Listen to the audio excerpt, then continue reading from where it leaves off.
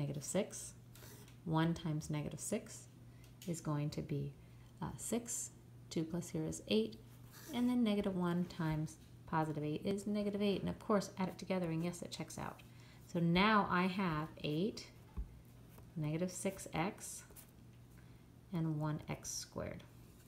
If I factor this now, I get x minus 2, x minus 4.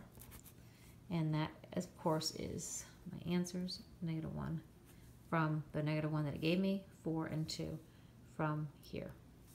This is, of course, equal to 0.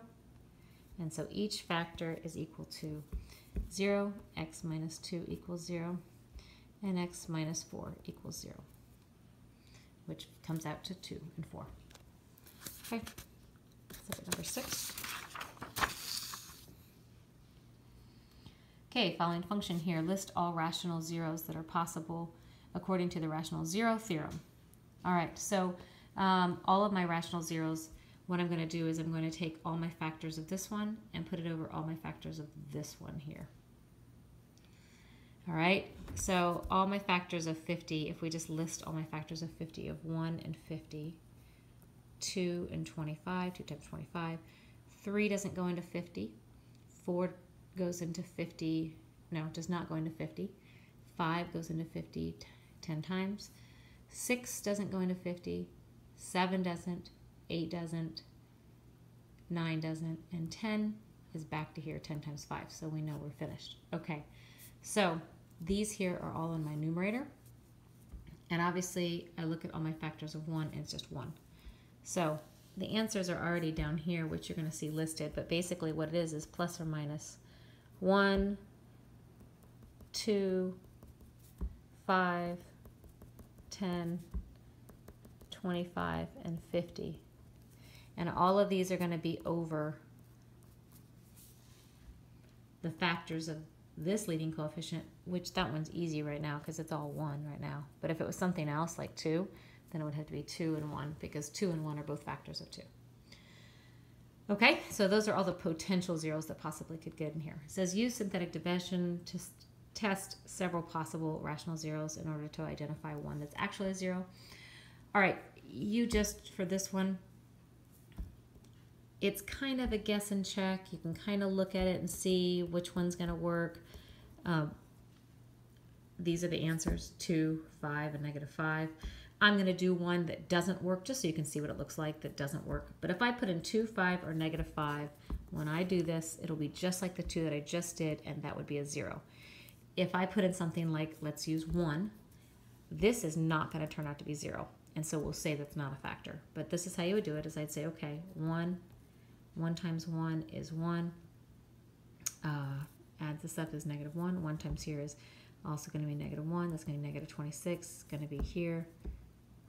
And that's going to be negative 26, which is obviously going to be 24, which is not 0, and this shows that 1 is not a factor. So then I could come up here and okay, 1's not a factor. Well, goodness gracious, I have all these to try. So once you found one, the easiest way to do it is just like we did in the other ones, is to go ahead and factor it. So I'll show you that one just to see when you actually get it. But 2 turns out, so I'm going to just go ahead and show you how it works when it does work. So I'm doing the same setup. Oops, sorry, a little shaky camera work here. There we go. All right, so I get 1. 2 times 1 is 2. Add this up is 0. Add this up is 0. Get negative 25. 2 times negative 25 is negative 50, and that turns out to be 0. That shows me that this is a factor, and then what I'm going to do is go ahead and put this as an x. This is an x squared. And then now I can factor this. Well, that factors to x plus 5, x minus 5. And that's where I get my other 2 factors from. So that's the way it works, and hopefully that will help. Last problem. This is the same exact thing that we just did. The difference of this one is that instead of this being a 1, it's an 8. So I have to take all my factors of 7. So 7, I know I get 1 and 7. That's the only 2 things that go into 7, and that's my numerator. And then finally 8, I have to get all the factors of 8. So what do I have for 8? I have 1 times 8.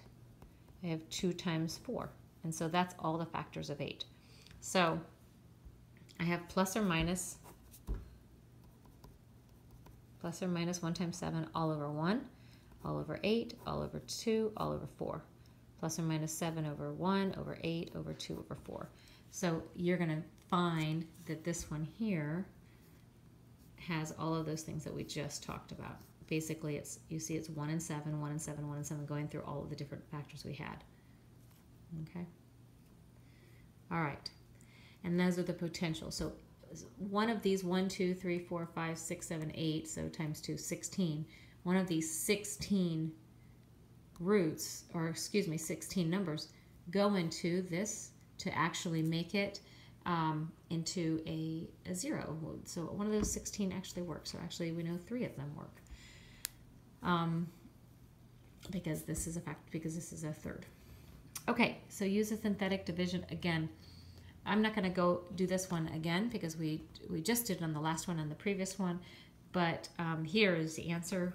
I get A, obviously, is the first answer. But -7 is one of the rational roots. And then when I keep doing, I get 1/2 and 1/4. So those 3 are the roots. And they work out well once you find them. But again, remember, when you don't find a root, it's like this one here. And it does not equal 0. When you do find a root, it's like this one here, where it does equal 0. Okay, hope that helped.